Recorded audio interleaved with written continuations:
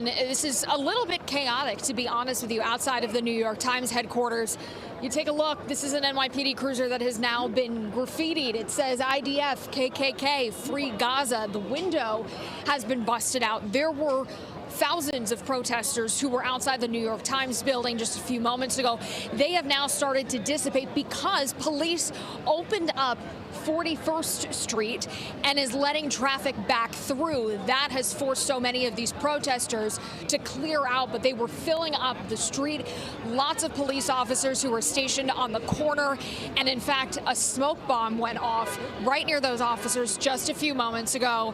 That has since dissipated, but it is certainly a chaotic situation here, and now people thankfully are starting to dissipate. This is all protesters who have walked down from Bryant Park. That is where we saw thousands of protesters earlier tonight who were gathered outside of the New York Public Library. All of this to show support for Palestine, and it was the culmination of a national shutdown for Palestine. This is a day in which people around the world have been demonstrating and marching. The New York City Board of Education says about 770 students peacefully walked out of class earlier.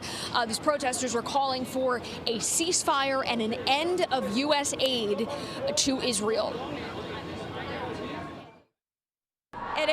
It's really heartbreaking to see that people have no idea what really is going on. What we've been doing, but by we I mean Israel and the United States primarily, to the Palestinian people for decades now, actually over almost a century depending on when you start the clock, is horrific.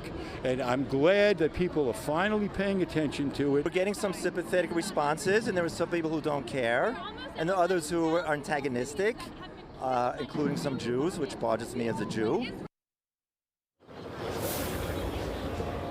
And just to clarify one point, we are on 8th and 40th Street, not 41st Street. It's outside of the New York Times building. You take another live look at this NYPD cruiser that has been graffitied in the midst of these protests. Now, as you can imagine, this area around Times Square, already a very busy spot of the city, is now even busier. Traffic on some side streets is at a standstill. Everything just generally congested, especially now as these protesters are beginning to leave. And you could see it has been getting a little contentious as people are trying to come out here and make their voices heard.